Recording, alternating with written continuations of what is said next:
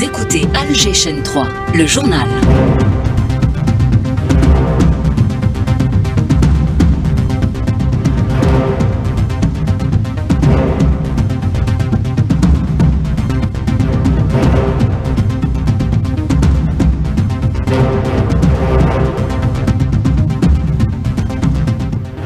Dans l'actualité, la performance du 11 national, la sélection algérienne de football termine en beauté la phase des éliminatoires du mondial.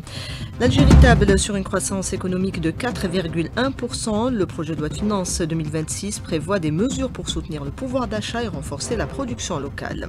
Des dispositions pour encourager le e-commerce. Ce type d'échange devient incontournable. Le salon du e-commerce et des services en ligne se penche sur la question à partir d'aujourd'hui. En France, le gouvernement Le Cornu 2 menacé de censure. La décision de reporter à 2027 la réforme des retraites n'a pas convaincu. La bande de Gaza dans l'attente de l'aide humanitaire, la réouverture du passage de Rafah serait une bouffée d'oxygène. Réouverture réclamée par de nombreuses ONG.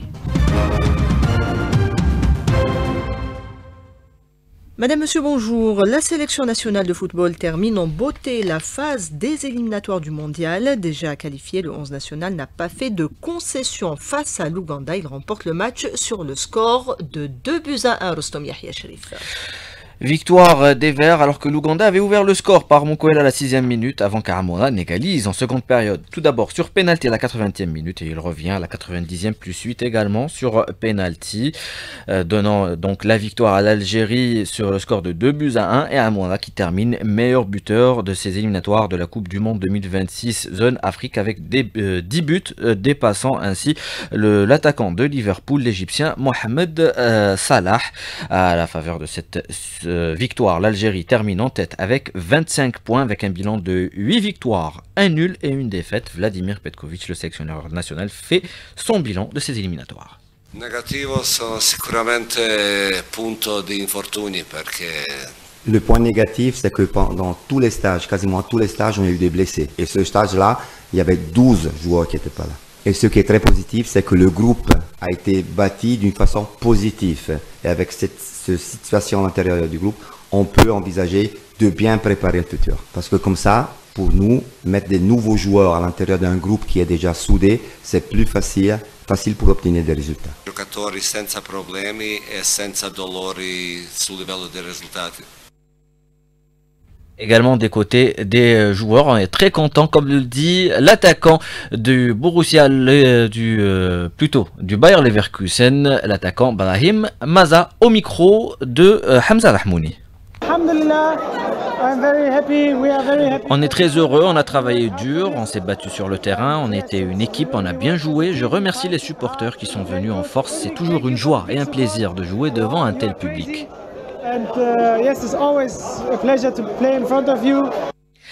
L'Algérie donc qui prendra part l'année prochaine au 5e mondial de son histoire après les éditions de 82 en Espagne, 86 au Mexique, 2010 avec en Afrique du Sud et 2014 c'était au Brésil. On avait atteint pour la première fois de notre histoire les 8e de finale du mondial et c'était face à l'Allemagne, futur vainqueur de la compétition.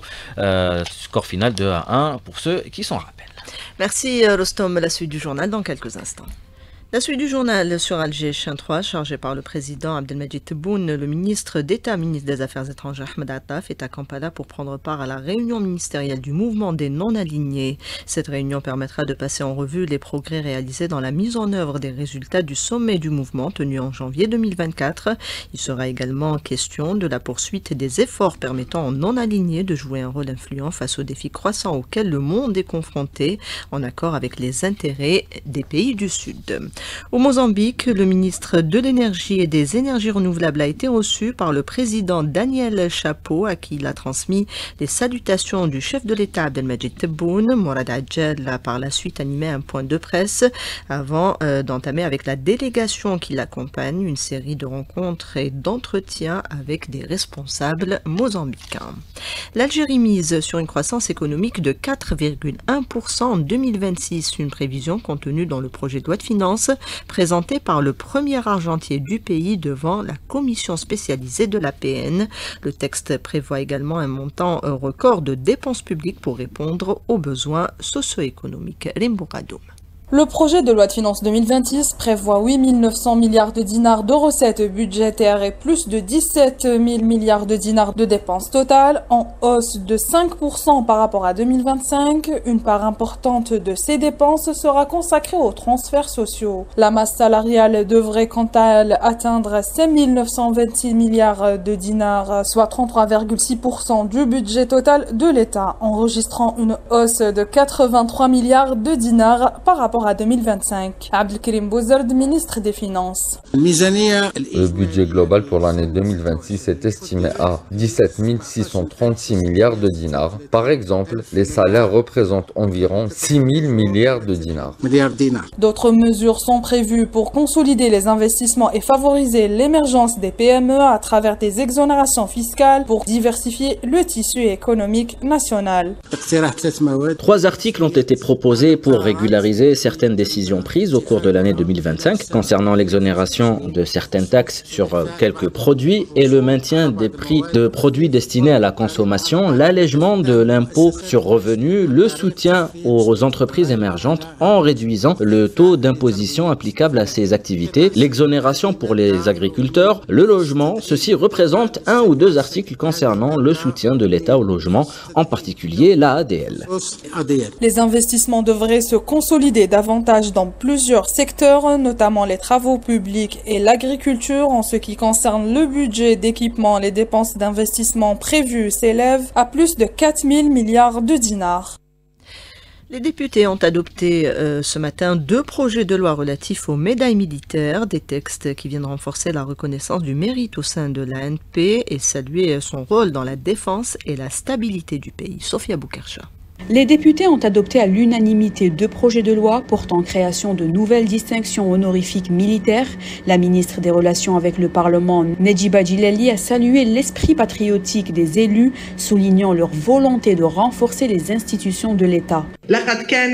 Les débats ont été constructifs, constituant une preuve claire de votre part en tant que représentant du peuple que la relation entre le peuple algérien et son armée dépasse le simple slogan « Le peuple et l'armée Khawa Khawa ». Votre volonté sincère et constante d'améliorer les performances des institutions de l'État s'est traduite aujourd'hui par l'adoption du projet de ces 2 lois.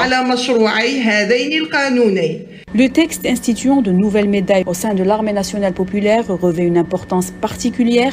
Il met en avant le mérite et le dévouement des membres de l'armée nationale populaire. Mohamed Anwar Bouchouit, vice-président de l'Assemblée populaire nationale.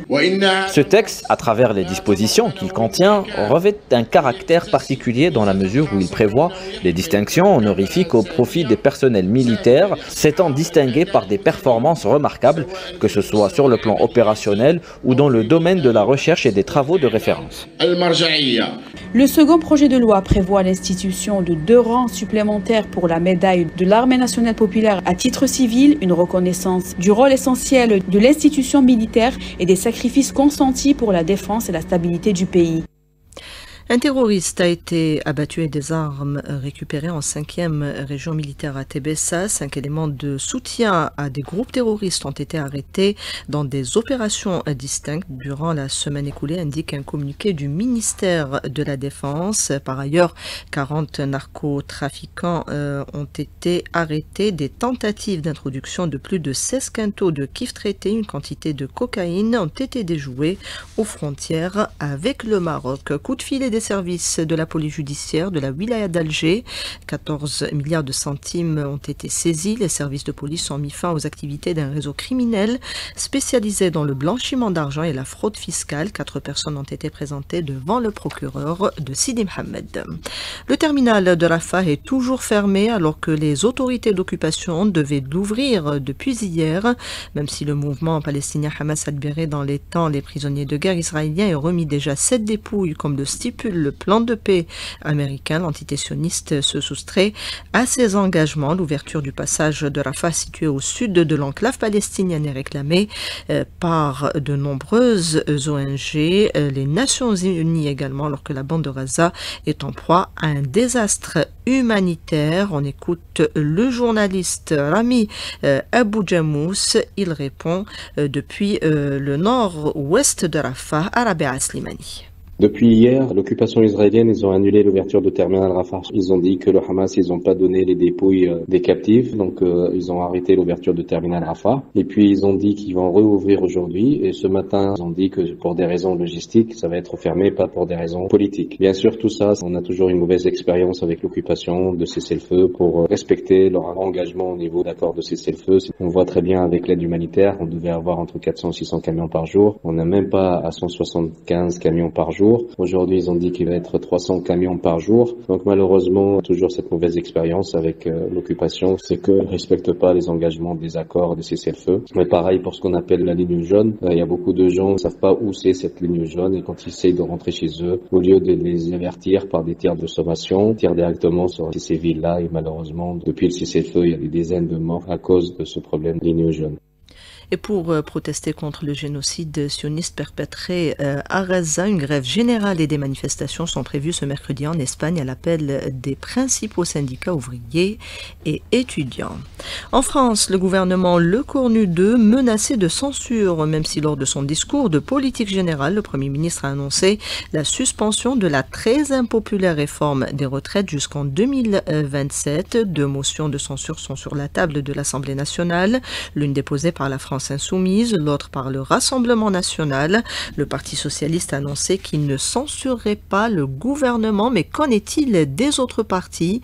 Élément de réponse avec l'analyste politique Youssef Boussamah. Le gouvernement est obligé de faire des concessions. Quel point c'est cette réforme des retraites totalement impopulaire dans le pays. Cornu 2 l'a dit, je ne sais pas si le fait que le PS ne vote pas la motion de censure, et d'ailleurs c'est quelque chose de très grave, parce que le PS se compromet avec le gouvernement. Le PS, refusant de voter la motion de censure, n'apparaît plus comme étant vraiment de la gauche, mais étant comme une sorte de parti auxiliaire du gouvernement. Je ne suis pas sûr du tout que cela empêche la censure du gouvernement, parce que le PS finalement ne pèse pas très lourd. Donc je pense que la censure du gouvernement a une grande chance de passer. Pour la FI, ce n'est pas suffisant. Ce gouvernement est un gouvernement totalement anti-populaire, un gouvernement réactionnaire qui poursuit les mêmes politiques de casse sociale. Quant au RN, c'était un petit peu son objectif, la dissolution. Je pense que la FI fait un bon calcul. Le RN, ce sont des calculs totalement opportunistes parce que peut-être que le RN va essayer de négocier cela avec le gouvernement. On sait que le gros problème du RN, c'est entre autres la non-éligibilité de Marine Le Pen. Donc peut-être qu'il va encore y avoir des rebondissements. On ne peut pas trop savoir parce que la politique du RN est une politique totalement opportuniste. Des propos recueillis par Rabea Slimani. Le salon du e-commerce et des services en ligne s'ouvre aujourd'hui au Palais des Expositions à Alger. Quelques 200 exposants y prennent part. Entre autres objectifs, la promotion des échanges électroniques. Samia Alloun. C'est au Palais des Expositions, pas maritime, que cette 4e édition du Salon du e-commerce et des services électroniques vient d'être inaugurée. Les exposants, présents sur place depuis ce matin, accueillent les visiteurs pour leur présenter leurs services. Certains se sont préparés à l'événement pendant plusieurs mois. Milodi Khalifa, architecte agréé et exportateur, a développé avec son équipe une plateforme numérique MazatClick, lancée aujourd'hui. On a réservé notre stand depuis le mois d'avril pour être présent le jour du lancement officiel, ce jour du 15 octobre. C'est une plateforme B2B qui va faciliter l'échange ciblé des entreprises entre elles. Ça cible l'accueil, tous les domaines, y compris services, production, flah, artisans, divisé en plusieurs catégories. Chacun dans sa manière, il exprime son besoin et les autres entreprises lui répondent. D'autres entreprises qui exposent aspirent à tisser des liens avec des compétences spécialisées dans le e-commerce, proposant leurs services d'expertise ou de formation pour contribuer à renforcer davantage les compétences en rapport avec ce secteur stratégique. Younis Benès, cofondateur de SPA Moustachir, start-up spécialisée dans la consultation en ligne, qui a fait son introduction en bourse en janvier dernier. Nous avons jusqu'à maintenant 134 consultants dans 28 domaines. Parmi ces domaines, c'est le e-commerce. Et notre vision, c'est bien évidemment d'être la première et la grande plateforme e-consulting de le monde arabe, pas juste en Algérie. Nous avons déjà des contrats avec 2 pays arabes, Oman. Il y a aussi une négociation avec d'autres marchés arabes comme Qatar, Égypte et Saudi Arabia. Un événement durant lequel des panels dédiés aux thématiques clés du commerce en ligne seront abordés. Un espace est également dédié à l'intelligence artificielle, un autre aux start-up. L'objectif étant de contribuer au renforcement de ce secteur de plus en plus stratégique pour l'économie nationale. La promotion des produits de la recherche au centre d'un séminaire organisé à Ghardaïa, c'est essentiellement les produits du secteur des énergies renouvelables. Les détails avec Mahfoud Karkar. Le séminaire international sur les énergies nouvelles et renouvelables dans sa 7e édition se tient à Ghardaïa sur 2 jours pour exposer la nouveauté dans le domaine. Jafar Jelloul, directeur de l'unité de recherche appliquée dans les énergies renouvelables. La nouveauté de cette année, nous avons créé une autre nouvelle filiale commerciale, Société Sud des énergies renouvelables, qui va prendre en charge tous les travaux que l'unité peut réaliser au secteur socio-économique à partir de l'éducation, les prestations de suivi, études, réalisation. Et la tâche principale de cette société, c'est la prise en charge des produits de la recherche, c'est-à-dire la commercialisation des produits de la recherche de l'unité de recherche appliquée aux énergies renouvelables. Une plateforme consacrée pour les applications de l'agriculture. Cet intérêt nous a poussé à créer toute une plateforme dédiée pour les applications des énergies renouvelables dans le domaine de l'agriculture. On a 5 ou 6 types de séchage et nous avons fait toutes les études nécessaires pour le séchage des produits locaux. Plusieurs étudiants de l'université de Ghardaïa et de Ouargla ont réalisé leurs travaux de doctorat au sein de cette plateforme. Plus de 10 startups ont été réalisées à l'aide de cette plateforme expérimentale. Parmi la présence des cadres de la Sonalgaz, Sonatrach et des chercheurs par vidéoconférence des pays de l'Inde, Tunisie et l'Italie. De Ghardaïa, Mahfoud Karker pour Alger 3. Le rôle de la femme rurale est mis en avant ce 15 octobre. Une rencontre s'est tenue ce matin à Oum El Bouagui, nous dit Nasser Benissa.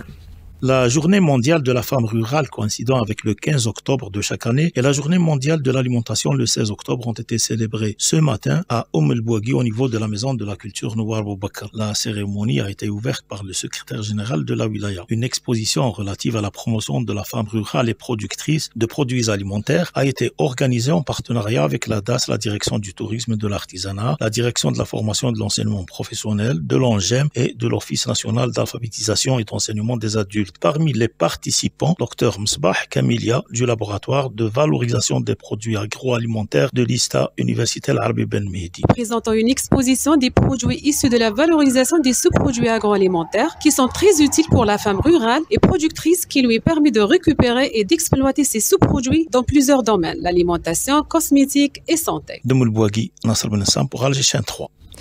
Nous commémorons ce week-end les massacres du 17 octobre 61, l'un des pires crimes commis par la France coloniale. À cette occasion, une conférence s'est tenue ce matin au forum du quotidien Al-Moudjahed autour de ce tragique épisode de la guerre de libération nationale. Lina Altouche.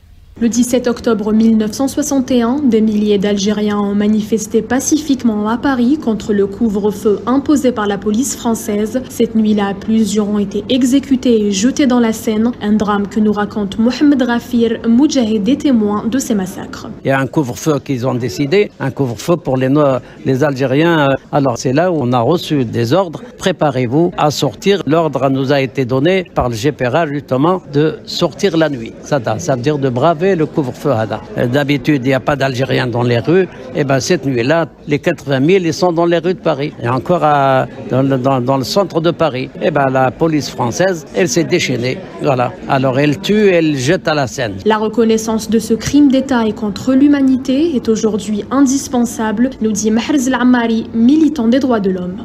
Nul ne peut occulter cette page de l'histoire noircie par la répression féroce et sanglante des autorités françaises, gouvernement, l'ensemble de ces institutions de l'époque, car les massacres du 7 octobre 61, soulignons-le encore une fois, perpétrés par la police française sur le militant algérien établi en France, réclamant l'indépendance, sont des crimes d'État, des crimes contre l'humanité. L'État français doit plus que jamais les assumer et les reconnaître. Ces massacres ont eu des répercussions décisives sur la suite des négociations entre la France coloniale et le GPRA, accélérant le processus qui mènera au cessez-le-feu.